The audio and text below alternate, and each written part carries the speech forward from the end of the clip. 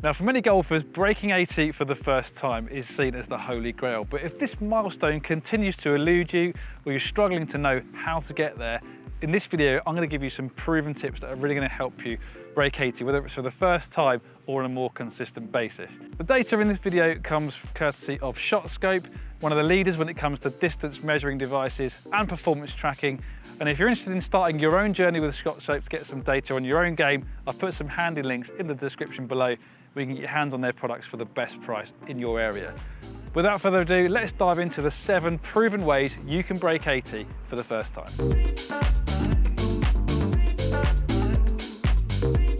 Now, more driver distance has a direct correlation on your ability to shoot lower scores. If you look at the data from ShotScope, you can see that golfers shooting in the 80s are only averaging 236 yards off the tee with their driver, whereas golfers shooting in the 70s are averaging 261 yards. So that's a really big jump. So clearly there's a link between more distance and lower scores. But if you are able to increase your driver distance, it doesn't necessarily always work out to lower scores. If, for example, you're spraying all over the place with your added length and you're finding out of bounds, lost balls, penalty areas, that extra distance is not necessarily useful to you. But generally speaking, a little bit more distance will definitely help. I'm going to try right now. I'm going to try and hit this a little bit harder and get that driving distance up, and hopefully it will help me shoot something in the 70s a bit more often.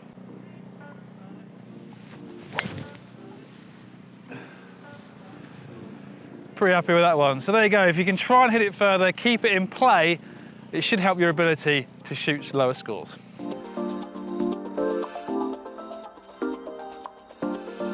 Now, another big dividing factor between golfers that shoot in the 70s versus those that shoot in the 80s is their ability to find greens in regulation. If you look at the data from ShotScope, it tells us the golfers shooting in the 80s only hit just over 5 greens in regulation per round, whereas golfers who are shooting in the 70s hit 9 greens a round. So that's a significant increase.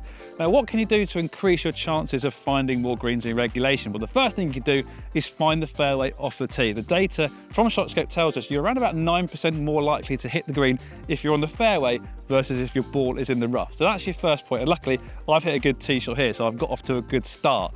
Now, if you look at the trouble on most holes, you'll see that around the green, it tends to be short of the green. So you want to be choosing a club that's going to be favouring going slightly long of the flag. That's going to increase your chances of hitting the green. If you also think about when you're misstriking a shot, what tends to happen? You lose distance. If you lose distance, you're more likely to be finding that trouble short of the green. So choose an appropriate club. In here, for this particular shot, the flag is 150 yards away, give or take, and my A-tine carries 155 yards. So that's the perfect club for this particular shot.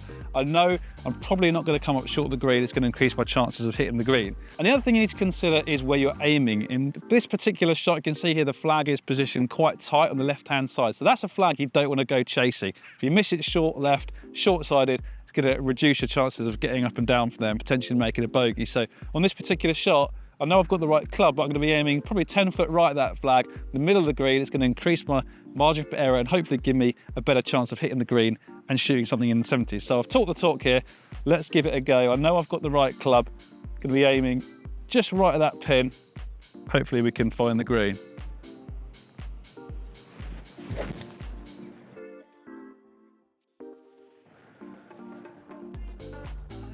Whoa, now see, that's a perfect example. Didn't hit it great, but it just covered the bunker because I had the appropriate club and it's kicked forward on the green about 15 foot right at the pin. So I'm absolutely delighted with that. If you follow those tips, it should help you find a few more greens.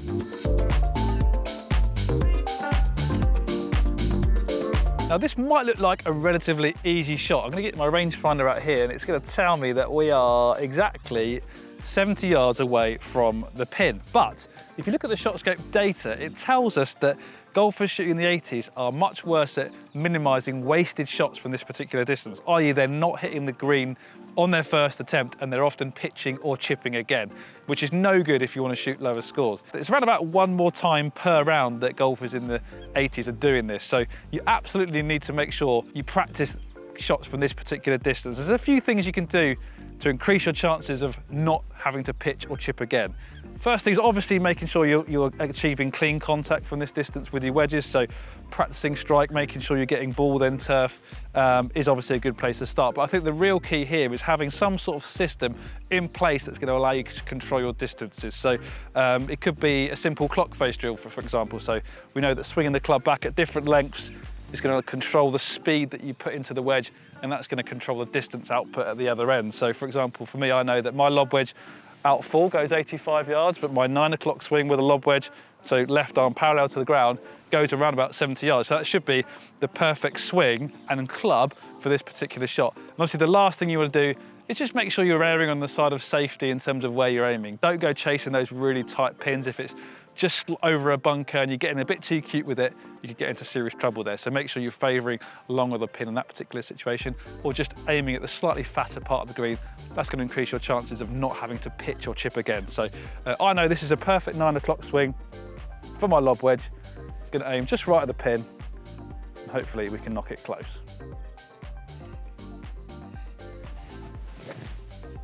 Just right at the pin. It's not a great shot, but it's on the green and I'm not chipping or pitching again.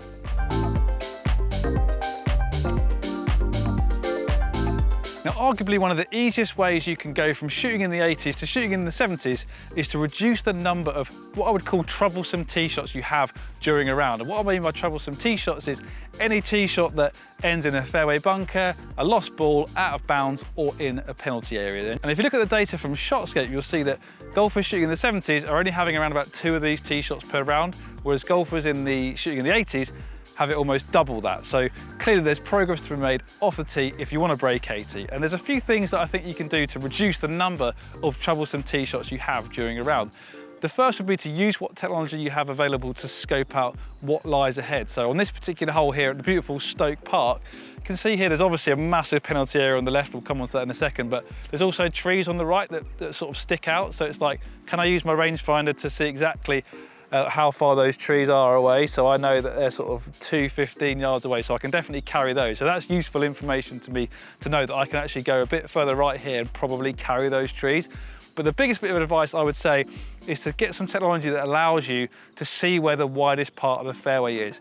ShotScape has the G6 watch, which has hole maps, which is really useful to see exactly what lies ahead. And choosing a club that's going to hit the ball to the widest part of the fairway is going to increase your margin for error on your tee shots and hopefully reduce the number of those troublesome tee shots. Right is obviously a slightly miss here, but I'm going to try and hit it straight. It's a drivable par 4, so I'm just going to aim pretty much just right at the green, and hopefully we won't go left in the penalty area. We might even find the fairway.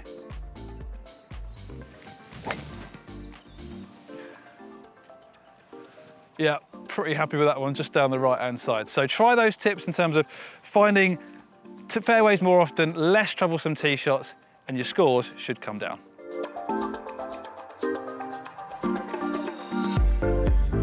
Now, this might sound obvious, but golfers who want to shoot in the 70s more often need to reduce the number of 3-putts they have per round. If you look at the data from ShotScape, it tells us that golfers shooting in the 80s are basically having 1 more 3-putt per round versus golfers who are shooting in the 70s. And if you look a little bit deeper into the data of a 5 handicap golfer versus a 10 handicap golfer, you'll see that putts per green in regulation, golfers who are 10 handicappers are actually having more 3-putts than they are 1-putts, whereas the opposite is true for 5 handicap golfers. So it's obviously a 2-pronged attack in terms of reducing 3-putts. You need to be better at short range. And there's a couple of things that, as a 3 handicap golfer myself, that have really helped me reduce the number of 3-putts I have during a round. The first is, if you're short on time before a round, just spend a couple of minutes having some long putts on the practice putting green, just to get a feel for how the ball's rolling on that particular day.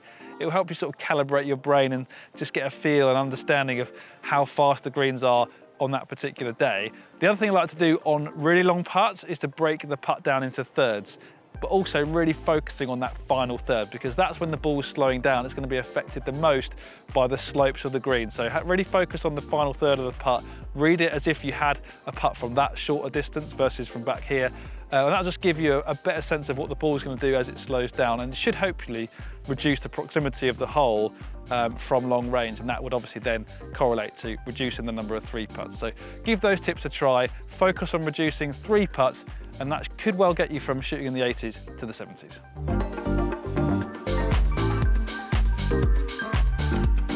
golfers who are consistently shooting in the 70s are getting up and down when they miss the green more than golfers who are shooting in the 80s. And if you look at the ShotScope data, you can see that 5 handicap golfers who are breaking 80 most of the time get up and down when they miss the green 47% of the time, which is pretty much 1 in 2 attempts, whereas 10 handicap golfers who are breaking 80 not much of the time, it's 39%, which is closer to 1 in 3 attempts. So clearly scrambling is a very important metric if you want to shoot lower scores. And there's a few things you can do to increase your chances of getting up and down and breaking 80. The first thing would be to choose the right club for the shot at hand. So you see here, I've not got loads of green to work with in this particular shot, so my 54-degree wedge is going to work wonders.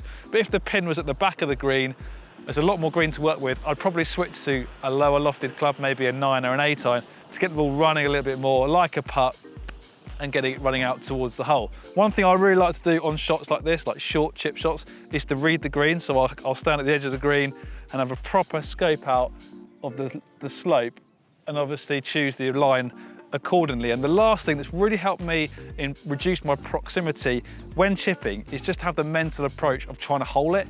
Obviously, when you aim small, you miss small, and having that real sharp focus on trying to hole it, I've found has really reduced my proximity. Obviously, I'm not going to hole it a lot of the time, but it should help you hit the chip shots a little bit closer than you did before. So I know this is like a right edge putt. I've just had a read of it. I'm really focused on my landing spot and trying to hole it.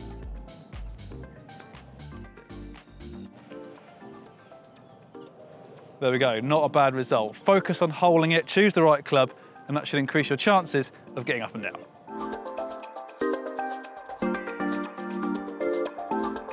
Now, another way you can make inroads on your scores and hopefully move from shooting in the 80s to in the 70s is by missing fewer putts from this particular range, inside 5 feet. It's a critical distance, keeps momentum of your round going. And if you look at the data from ShotScope, you'll see that golfers shooting in the 80s are missing around about 1 more putt per round from inside 5 feet versus golfers shooting in the 70s. So clearly there's progress to be made from this distance. It's important to remember you don't have to be perfect from this distance. Even PJ Tour players from 3 to 5 feet are only holing out on average 87% of the time. So what's that? 1 in 7. But if you can hole out once more per round from this distance, it's going to make a real impact. So what are the things that you can do to increase the likelihood of holing out from short range? Well, there's a few things I like to do. The first thing is, once you've read the putt and picked your line, you could choose a spot that's in between the ball and the hole to roll the ball over. That's a good thing here. So there's a little blemish on the green there. That might work. Another thing I like to do is pick an imperfection at the back of the hole. That also helps me to be a bit more committed through the stroke. But in this particular putt, which is probably right half, there's a little bit of mud on the cup there, which is a really good aiming point. Another thing you could do is switch to a golf ball that has some alignment assistance on it. So this is the TaylorMade TP5X Stripe. If you struggle to start your ball online, this is a really good option to try. You can just line the ball up on your intended line, and then obviously when you're addressing the ball, just make sure the sight line on your putter is aligned to the line on the ball, and stroke away, and hopefully you'll hole a few more putts that way. But in this particular putt, there's a speck on the hole which I really like. It's just right half, perfect for this particular putt. Going to just really be committed on that particular line, get the sight on the putter, aiming at that, and put a committed stroke on it, and in we go. So if you could just hole at least 1 more putt from inside 5 feet, it might well take you from shooting in the 80s into the 70s. So hopefully this video has given you some food for thought in terms of the things you need to do to break 80, whether it's for the first time or just on a more consistent basis.